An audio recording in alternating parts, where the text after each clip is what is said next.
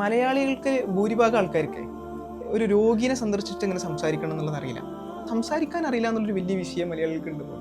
ഒരു രോഗിനെ കാണാൻ വേണ്ടി പോയി കഴിഞ്ഞാൽ നിങ്ങൾ എങ്ങനെയാണ് സംസാരിക്കുന്നത്? അപ്പോൾ ഓരെ സമാധാനിപ്പിക്കൽ എങ്ങനെയാണെന്ന് വെച്ചപ്പോൾ അവർ പറഞ്ഞൊരു സാധനം എന്താണെന്ന് അറിയാം, നിങ്ങളതൊന്നും അല്ല, മറ്റുള്ളവരെ അവസ്ഥ ആലോചിച്ച് നോക്കുമ്പോൾ നിങ്ങളതൊക്കെ എത്രയോ ബെറ്ററാണ്. ഇതാണ് ഒരു രോഗിയായിരിക്കണം മനുഷ്യനോട് ചെയ്യാവുന്നതിൽ ഏറ്റവും നല്ല ക്രൂരത. കാരണം ഒരു മനുഷ്യൻ അനുഭവിക്കുന്ന പെയിനിൻ്റെ അടുത്ത് പോയിരുന്നിട്ട് പറയുകയാണ് നിങ്ങളതൊന്നും ഒന്നുമല്ല, മറ്റവരതാണ് ഏറ്റവും വലിയ പെയിൻ.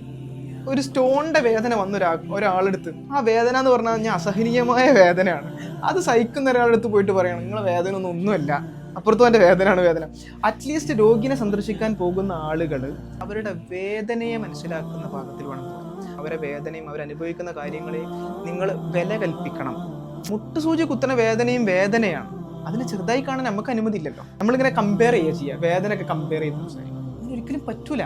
ഒരു ഉദാഹരണത്തിന് ഇപ്പോൾ ഒരാളെ വാപ്പ മരിച്ചെടുക്കാന്ന് വിചാരിക്കുക, ആറ് തട്ടിയിട്ട് വാപ്പ മരിച്ചെടുക്കാന്ന് വിചാരിക്കുക. അപ്പോൾ ഓരോ മോനെ പോയിട്ട് സമാധാനിപ്പിക്കാൻ പോയിട്ട് നിങ്ങളെ വാപ്പൻ്റെ മരണമൊന്നും ഒരു മരണമല്ല, അപ്പുറത്തും എൻ്റെ വാപ്പ മരിച്ച ട്രെയിൻ തട്ടിയിട്ടാന്ന് പറഞ്ഞിട്ടുണ്ട്.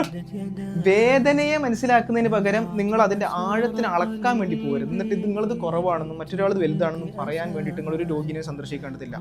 ചെറിയ വേദനയായെന്ന് നിങ്ങൾക്ക് തോന്നുകയാണെങ്കിൽ പോലും ആ വേദന അനുഭവിക്കുന്നത് എളുപ്പമല്ല. നമുക്ക് തോന്നുകയാണ് അത് ചെറുതാണ്, ഇത് വലുതാണ്, അങ്ങനെയൊന്നുമില്ല. എല്ലാവർക്കും അവരവരുടെ വേദനകൾ വലുതാണ്. അതിന് ആ രൂപത്തിൽ കണ്ട് സംസാരിക്കാൻ പറ്റുമെങ്കിലാണ് രോഗിനെ സന്ദർശിക്കേണ്ടത്. അതിനെ നിങ്ങൾ റെസ്പെക്റ്റോട് കൂടി വേണം സംസാരിക്കാൻ, അവരനുഭവിക്കുന്ന പെയിൻ മനസ്സിലാക്കി വേണം സംസാരിക്കാൻ. അല്ലാതെ അവിടെ പോയിട്ട് ഒരിക്കലും അവരുടെ പെയിനെ ചെറുതായി കാണരുത്. നിങ്ങളതൊന്നുമില്ല, മറ്റൊരിതാണ് വലിയ വേദന. ഇതൊരു ആശ്വാസവാക്കല്ല. അറ്റാക്ക് കഴിഞ്ഞ് കിടക്കുന്ന ഒരാളോട് പോയിട്ട് പറയാൻ പറ്റുന്ന ആശ്വാസവാക്കല്ല. കാരണം ആ ആള് ഭയങ്കര സ്ട്രഗിളിൽ കിടക്കുന്ന സമയത്ത് ഇതൊന്നുമില്ല, മറ്റേത് ആലോചിച്ച് നോക്കുക. അപ്പം ഇയാൾ ആലോചിക്കുക എന്താണെന്നറിയോ, ഞാൻ ഇത്രയും അനുഭവിച്ചിട്ട് ഈ മനുഷ്യന് ഇതൊന്നും അല്ലാതായിട്ടാണോ തോന്നുന്നത്, അല്ലേ?